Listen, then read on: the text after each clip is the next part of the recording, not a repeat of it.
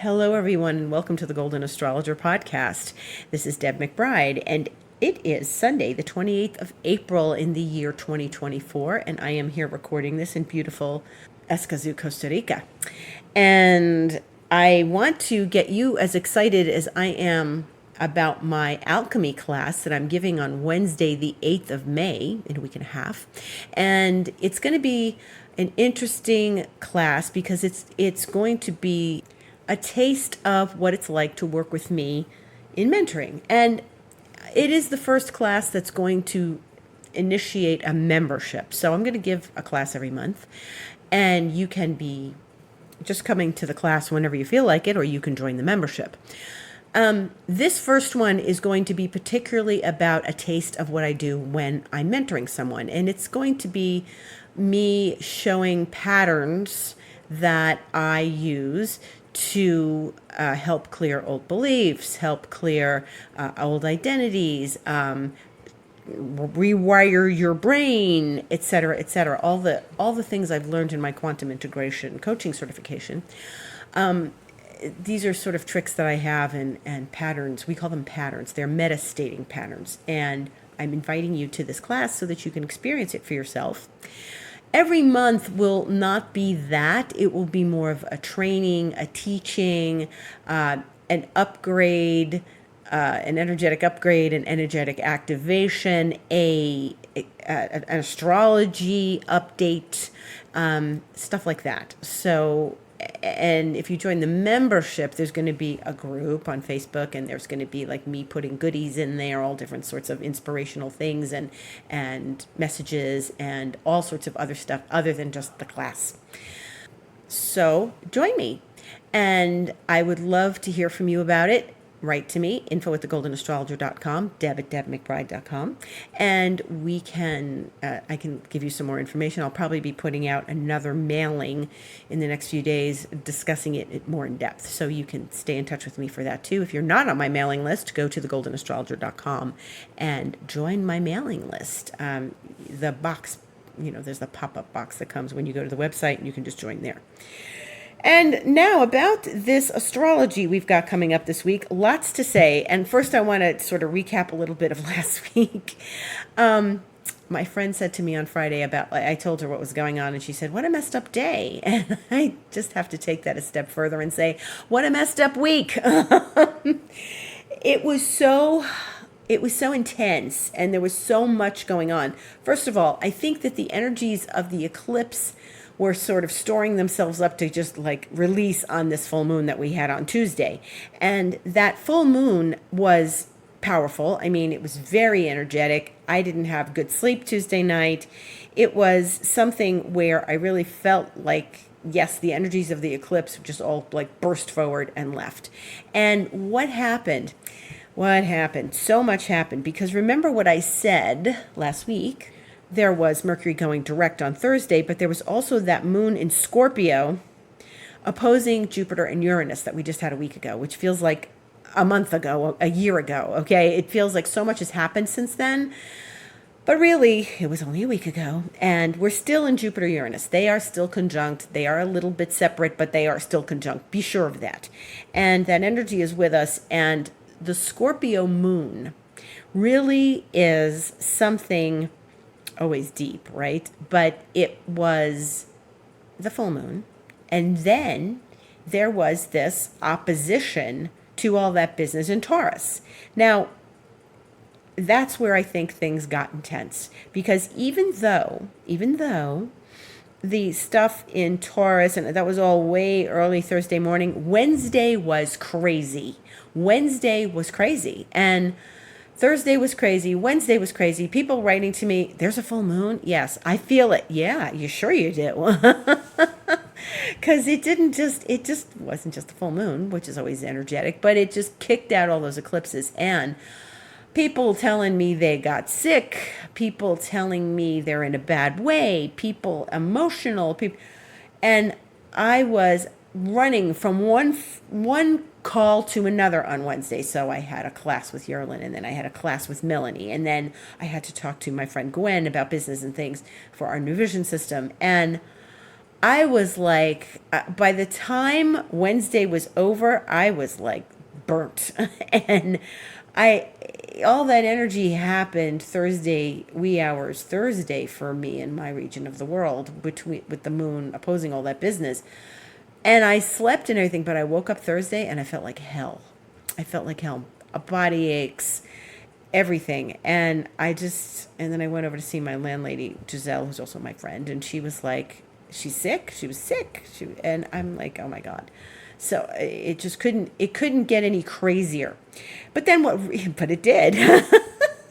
Thursday afternoon at 2 p.m., there was an explosion outside and the lights went off, and they went off for 4 hours. And just as I was saying, okay, I'm calling up for food because I can't cook, the lights came back on. And then Friday, sometime about 9:30 a.m., the water went off. And they'd been doing so much with the water. And on my end of the property, there was not a lot of this water going off stuff. There was on the other side of the property. And I was, saying, okay, it's not a big deal. But the problem was that my cleaning lady had come on Thursday and she couldn't finish because she couldn't vacuum because the electric went off. So she couldn't mop and everything and do all the cleaning because she stayed for a little while, and she was coming back Friday afternoon, and the water was off. So I had to make arrangements for her with a big bottle of water so she could finish her job. And just as she was leaving, the water came back on. And an hour later, the electric went off again. I said, that's it, I'm done. I packed up my computer. I went to the Intercontinental Hotel on Friday afternoon at 4:30 and stayed there for 3 hours. And I did my work, and I listened to bossa nova music, and I ate something, and it was beautiful. And then my neighbor was texting me, the electric's back on. So the Uranus is electricity, guys. Okay, so the electric was off 2 days. And the, that trigger of the full moon, the trigger of Mercury going direct, it was just chaos. It was chaos. And I wasn't feeling great. I feel like all my energy was siphoned off in all of this last week. And I didn't feel well. And what a crazy situation. Talk about Mercury going direct from retrograde. It was, yes, we have lights. No, we don't have lights. And that's what happened Thursday. They came back on. They went back off again. And then Friday, they went off again. And there was an explosion outside. And I'm just like, not this again. Not again. And as soon as they went off, I'm like, I'm out of here. I'm leaving. And it's been fine ever since. Thank you. But it was, the chaos of last week. I can't even, those are perfect examples of chaotic astrology. This was chaotic astrology. It was eclipse energy leaving, Mercury retrograde energy leaving. It was, this full moon tapping into everything else, that we have going on. It was much too much. And frankly, it was so concentrated within a couple of days, really Wednesday, Thursday, Friday for me, that I felt like the eclipses, while they brought situations up, and they were very clear situations, in my case anyways, situations for people and situations that were going on, it brought forward information and situations and, emotional understandings of where we're at. It wasn't like this. It wasn't just unbridled chaos, one thing after another. So if I'm not on calls, well, then I couldn't get on my New Vision support call Thursday because the lights were off. So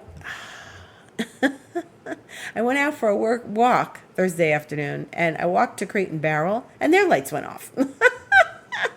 They came right back on again, but I'm like, once their lights went off, I was like, I'm going home.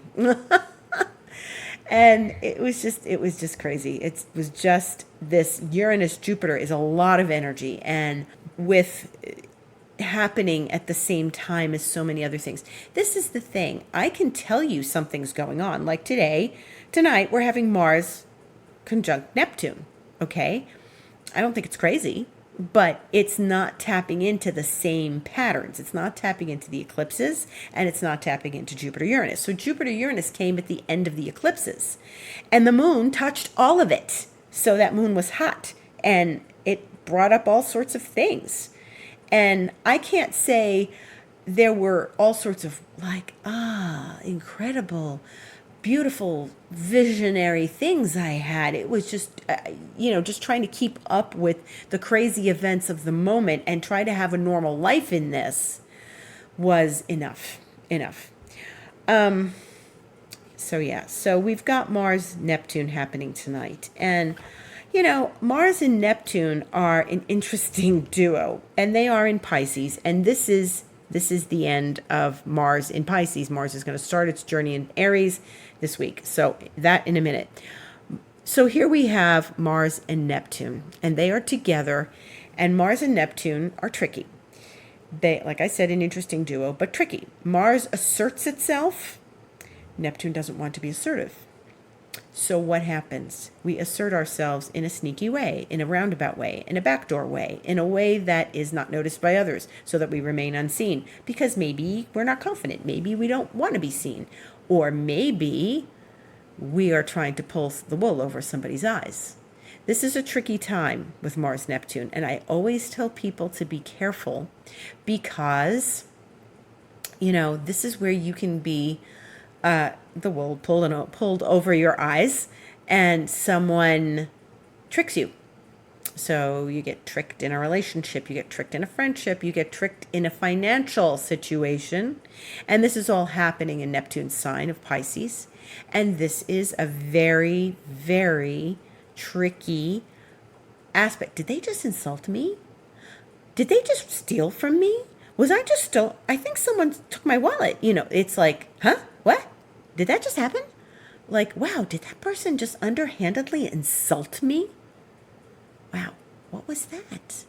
So that's like an immediate response. The other energy about this is like you're able to like contact a deep place within yourself and move through something profound. Some place of surrender, some place of release, some place of letting go, some place of recognizing the inherent gifts you have, recognizing, staying connected to something deep within yourself. Very powerful. It can be very powerful if it's used that way. If you're using it to pull the wool over someone's eyes, well, then, you're just tapping into the tricky energy of Mars, Neptune. That is not the highest expression of this energy. We want to see a place where we gain confidence because we've released something that was holding us back. We want to see a place of surrender to universe and higher mind, higher power. We want to see an energy that is altruistic, because that's what Pisces is. Not necessarily a great sacrifice, but an act of altruism. And that's really a highest energy of Mars in Pisces conjunct Neptune, an act of altruism. So where can you act altruistically right now? This energy will be with us. It's not going away tonight after it happens. It is 12:31 a.m. tomorrow morning Eastern time, which is 10:31 p.m. my time, 9:31 in the Pacific time zone. I am certain that there will be something that you recognize, realize, connect to as a result of this energy. It only happens once every 2 years where they're conjunct. Right now it's in Pisces. When they meet up again, the next time it will be in Aries, which is Mars sign. Right now they're in Neptune sign. Notice this, write this down, journal about it, because maybe in 2 years when we have this again, and if I'm still on this podcast, which I probably will be, and you're listening to me, which I hope you are going to go back to your journal and say, this is what happened when it was in Pisces. Now we flipped the coin here and we're in Mars's territory. What does it feel like now?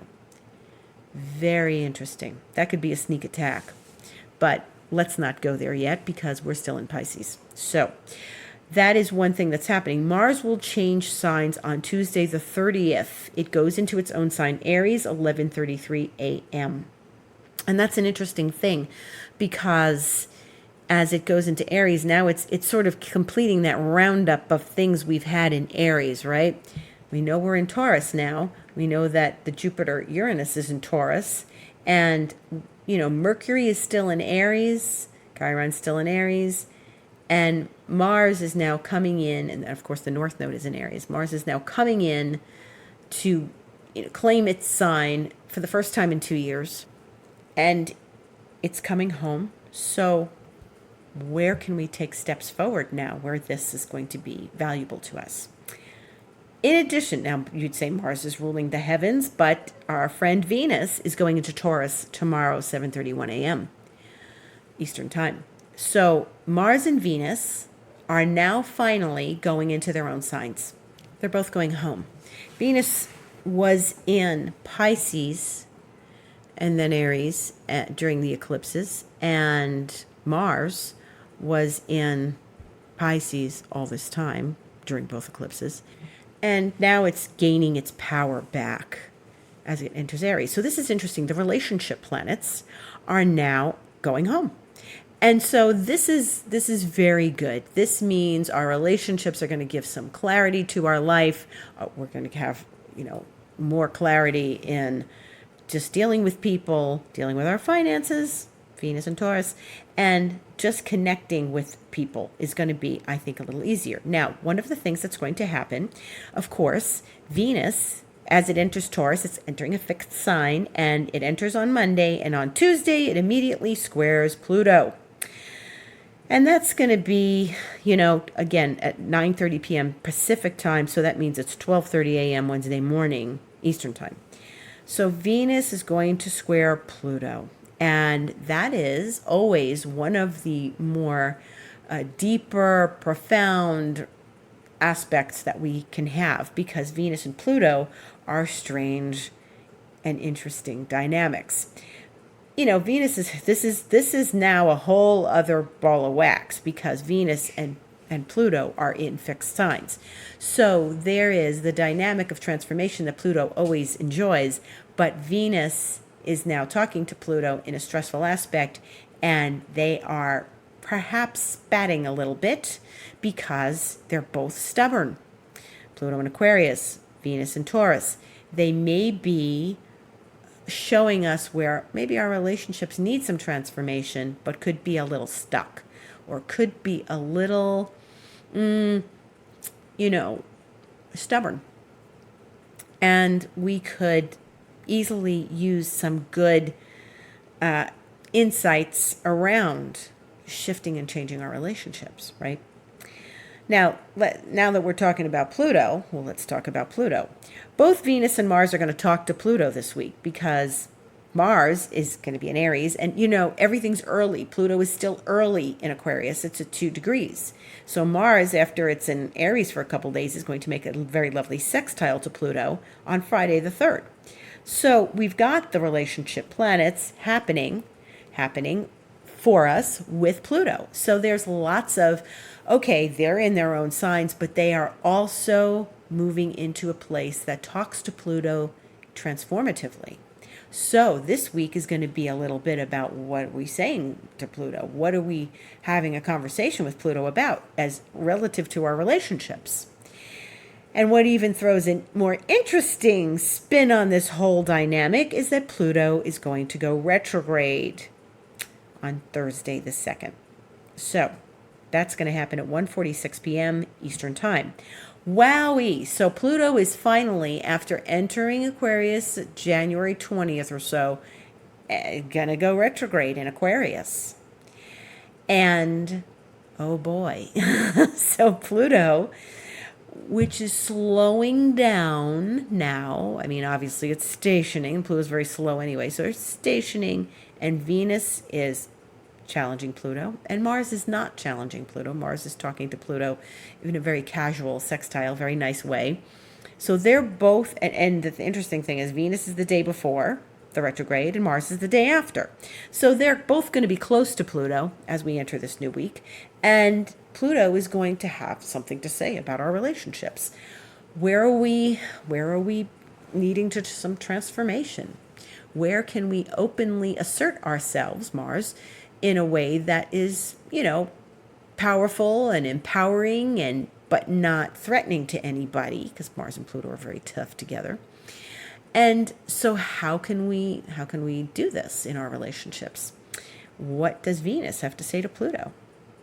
And remember, there's always that Persephone myth, right? Venus and Pluto get together. There's some stories about women and maybe some darker qualities to their relationships, and young women especially. right? So this is a very interesting relationship-oriented week. It's not going to be like last week.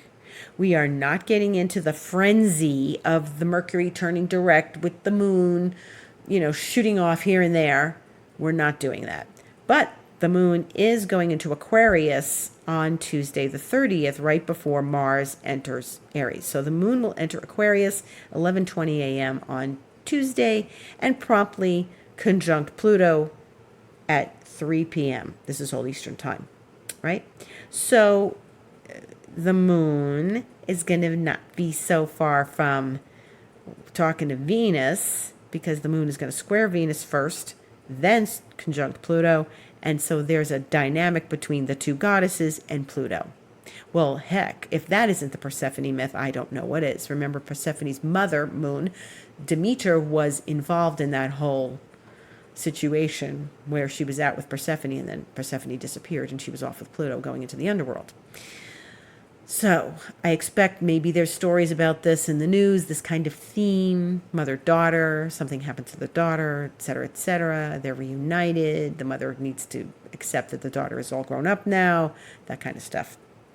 So there's a lot of goddess energy around Pluto on Tuesday and Wednesday.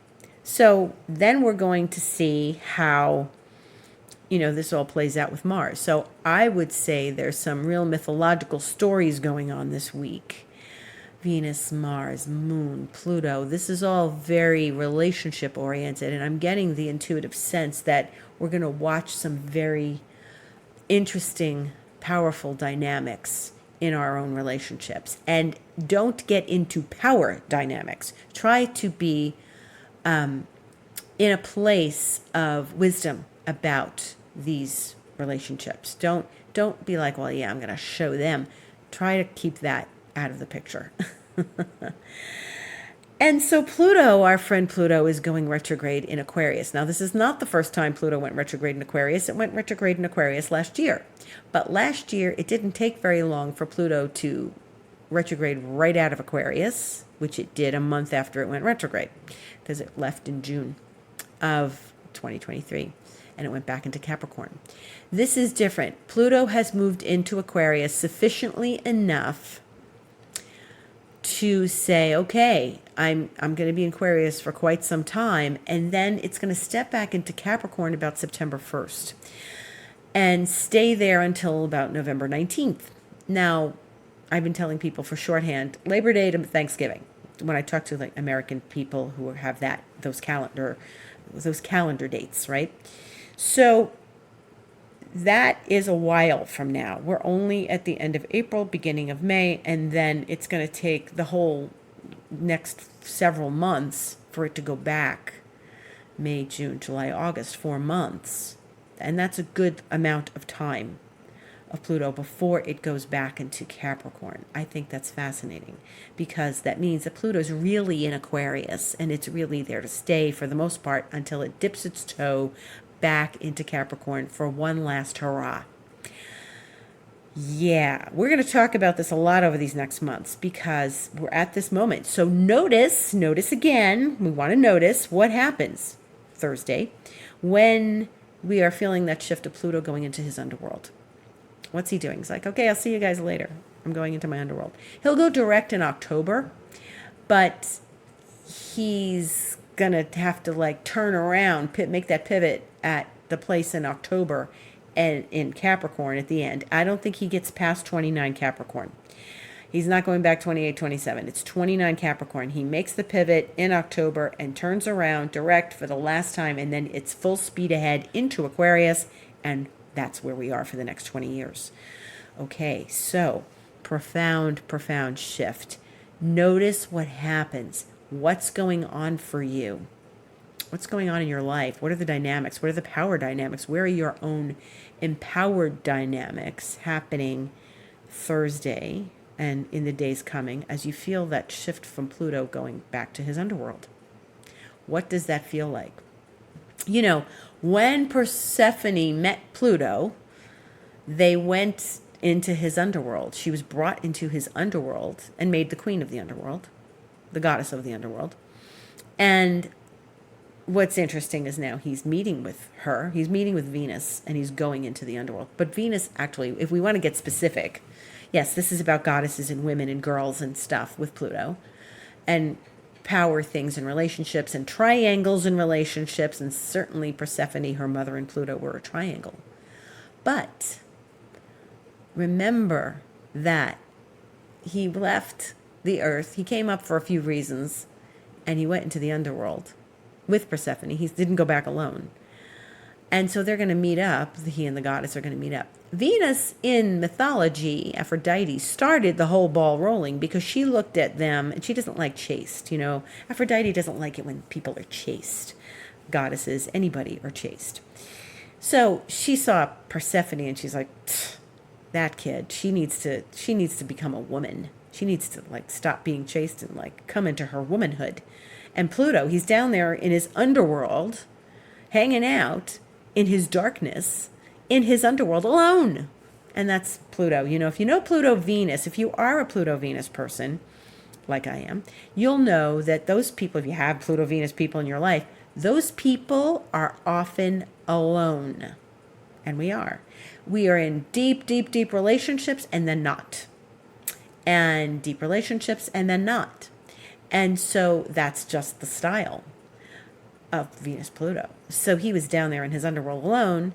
And then you know that once Persephone was found by, you know, they knew where she was. She can only spend 6 months out of the year in the upper world visiting her mother because she ate the pomegranate seeds of the underworld. So she had to go back into the underworld for the other 6 months of the year. Now, the interesting thing here is we're having some little scenario with all of that. So notice that in the news. Notice that in your own life. Notice how you feel. Is there a triangle? And do you want a triangle? You probably don't want a triangle. Most people don't want a triangle. Oh my God, my mother-in-law is coming and I just can't deal. That's so Venus Pluto. You know, that's such a Venus Pluto thing. The mother-in-law is showing up. And even if you love her, even if it's a triangle dynamic. Oh, the mother-in-law is coming to stay. You know, she's going to help with the grandkids. That's good. She's going to help with the kids. But, you know, there's still that dynamic. So this is a potent, powerful experience. One can hope that we move through it very with wisdom, with awareness, and with connection to our feelings, our emotions, and our relationships, right? When things are in Aquarius, you know, like Moon and Pluto, things are always a little kooky in Aquarius, right? So there's a dose of the unexpected still happening because it's Aquarius, and that's the nature of Aquarius. So work with it. Let it happen. Work with it. See what happens, you know. And really do notice Pluto going to retrograde because it's going to be, this is the last time it's going to spin back to Capricorn. And we'll be talking, like I said, we're going to be talking about this, especially when we get to September, October, and that first part of November. And it's a very curious thing. You know, I expect some last thing. Like Pluto is not going out of Capricorn and not having a word with us, okay? It's going to have a word with us. It's going to have something to say to us. And each of us. So if you are ending some cycle that related to the Pluto and Capricorn that has been with us since 2008, and what that represented in your chart and to you, you should pay attention to this because Pluto's going to have a word with you. Everybody's had some experience since 2008, right? What was it when those things, you know, happened? What was going on for you then? So much has happened since then. It's been a long time. You know, it'll be 16 years. For the most part, you know, Pluto's in Aquarius now, but there's this one little detail and something else that's left for us to work out and like shift before it leaves. There's some other piece of information, realization, connection, something that is going to really just sort of tie it all up in a nice bow and leave it where it was. Like, okay, we're done. And we will be done, okay? So if you start to feel things come up as Pluto makes its retrograde, as you start to feel things come up, there may be leftover emotions and situations that you haven't cleaned up or that need cleaning up. Maybe they don't need cleaning up. Maybe you just have to acknowledge them and make peace with them.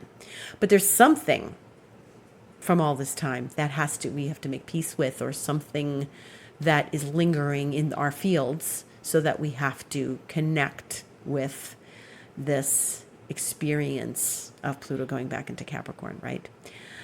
What piece is it that you're laying to rest? I've been in this identity program with Melanie and Layer, and it was an invisible offer. So I got in at the very bottom of the invisible offer, and then it evolved into this identity work. And so I've been through 5 days of it. It's been very intense, because today she went on for 3 hours, and it was powerful. But, she's telling people to lay down certain parts of their identity that they've been hanging on to that are no longer useful to them, and that they keep going back to before they can really grow and thrive. And she said lots of interesting things, but she was talking about when we say everything happens for a reason. And she said, maybe that's not, because then you start wondering why. And she said, that's maybe not the way we're supposed to be phrasing it. Maybe it's, if everything's happening for me, not to me, if everything's happening for me, then now what? And so now what? With Pluto goes back into Capricorn, now what? Another hilarious thing that happened for me was that, so I'm in this identity program, and it's been since Wednesday, and I used my new vision system on Friday when I had electric, and I wasn't feeling great, so I was like running scans on myself, and one sentence came up, and we programmed it with these things. It said, this person may not be who they say they are. It was referring to me. I'm scanning myself. This person may not be who they say they are. Do not proceed. And this is a warning for the practitioner who is not showing their screen to the client. And in case, they're being told that this person is not giving you all the story, or they're not giving you all the information. And certainly that happens with practitioners and their patients and the clients. But I'm scanning myself, and I'm in an identity program, and I'm being told this person may not be who they say they are. Well, guess what? I must have had some sort of identity shift that I was in the process of making, because the system scanned my field and picked it up. And the people in the group thought this was funny because I posted it. So yeah, it was pretty funny. That is our week. Pay attention to Pluto. It's a Plutonian week. We've got Venus, Pluto. We've got Mars, Pluto. We've got Venus and Mars going into their home. It's a Plutonian week. Saturn's been awfully quiet, right? We've got some Mars, Neptune today. We had some Jupiter, Uranus. Saturn's been quiet. Yeah, I can't say much about Saturn right now, although the Moon and Saturn are going to meet up this week on Friday evening, 7:05 p.m. Eastern Time, which, it happens every month. So I can't imagine, Saturn is not in some kerfuffle with other planets. So it's just hanging out right now. So that doesn't mean there's not lessons to learn. It's just not in a kerfuffle. Thank you for listening. Again, if you'd like to join my alchemy class a week and a half from now, please contact me. Deb@debmcbride.com, info@thegoldenastrologer.com. If all of this has proven to be so much for you and you need to sit down with me and look at your chart, by all means, you can book with me, thegoldenastrologer.com, book online, book a session. Maybe you'd like a nice Reiki session to clear all the dust and the cobwebs and the old energetics of the eclipse season. Maybe you'd like a nice astrology session. And if you'd like to do expansion mentoring with me, that would be divine. Just contact me and we'll work it out. Have a beautiful Plutonian week. Thank you for listening, and I'll see you next Sunday. Gratitude to all.